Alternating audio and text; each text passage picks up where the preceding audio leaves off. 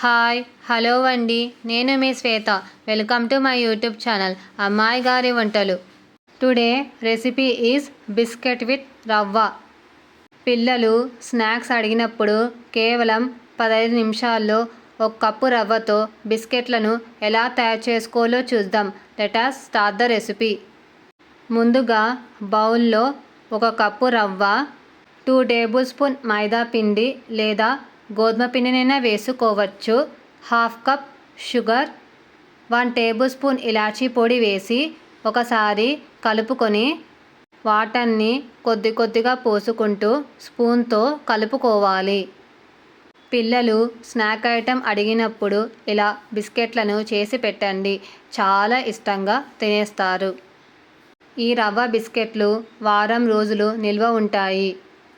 రవ్వ batter consistency మరీ జారుడుగా కాకుండా మరీ పల్చగా కాకుండా ఇలా ఉంటే చాలు. రవ్వ బ్యాటర్ కన్సిస్టెన్సీని 15 మినిట్స్ రెస్ట్ ఇవ్వాలి. 15 మినిట్స్ తర్వాత రవ్వ బ్యాటర్ కన్సిస్టెన్సీ ఇలా ఉంటుంది. ఇప్పుడు అందులో జీడిపప్పు పలుకులు, 1 టేబుల్ స్పూన్ నెయ్యి, 1/2 టేబుల్ స్పూన్ బేకింగ్ సోడాని వేసి స్పూన్తో ఒకసారి కలుపుకోవాలి. ఇందులో జీడిపప్పు పలుకులు అనేది పూర్తిగా ఆప్షనల్. ఒక కడాయిలో డీప్ ఫ్రైకి సరిపడా ఆయిల్ వేసుకోవాలి. ఆయిల్ హీట్ అయ్యాక రవ్వ బ్యాటర్ని చేతితో కొద్ది కొద్దిగా తీసుకొని ఆయిల్లో డ్రాప్ చేసుకోవాలి, లేదా స్పూన్తో అయినా ఆయిల్లో డ్రాప్ చేసుకోవచ్చు.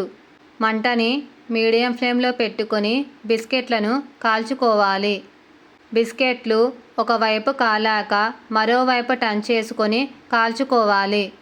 ఇవి లైట్ గోల్డెన్ బ్రౌన్ కలర్ వస్తే ఒక బౌల్లోకి ట్రాన్స్ఫర్ చేసుకోవాలి. బిస్కెట్లని ఒక ప్లేట్లో సర్వ్ చేసుకోవాలి.